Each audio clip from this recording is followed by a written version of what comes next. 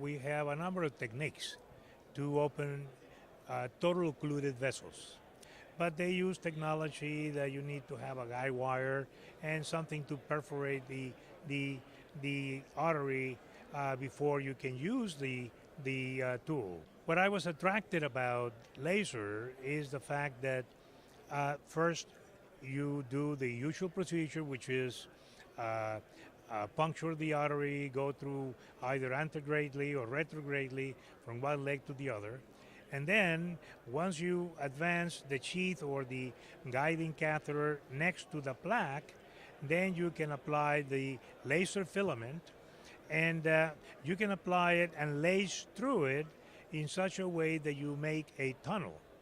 And you make a tunnel in a very short period of time, and we've been able to penetrate occlusions that are 27 centimeters long. In this particular setting, we lace for 36 seconds. Now, I started at 9:45 in the morning, and at 10:15, I finished the procedure, took my gloves off, the vessel was open, the pulses were present, and the patient had no pain whatsoever. We've done 27 patients, and each one of them has patent pulses, has integrity of the extremity, and is viable, and has not had any complication at all. And so I personally feel that it is the best approach to open total occlusions of the lower extremities. And in fact, when I look at the other technologies like Volcano or CSI or whatever, I realize that this is the technology of the future because it involves something very simple. One catheter, and it's a low-cost procedure and can be done without any difficulties. For instance, you can see the vessel that is totally occluded right at the middle third of the femoral artery, and you have the distal occlusion right below the knee. Now, after that, we start lacing, okay?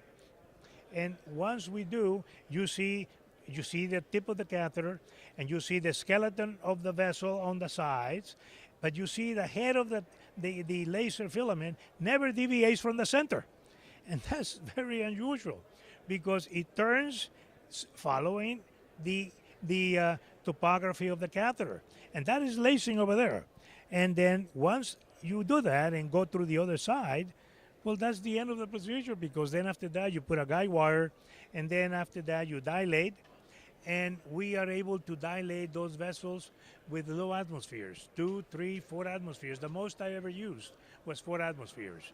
So that is not the case when we dilate arteries that are femoral occlusions. We need 9, 10, 12 atmospheres because it's a very hard plaque. Something happens with laser when we deliver laser energy to the plaques. Something happens to the plaque that changes the consistency, but I know that something happens because with 2, 3 atmospheres, the plaque opens up without any difficulty and the vessel looks normal. And that's the end result. So I think it's a remarkable technology, and I think that it's simple technology, is low cost, and you don't need 20 people to move it around, and it's easy to use. So I think it's a power changer, and I think that it will change the treatment of total occlusions in peripheral vascular disease.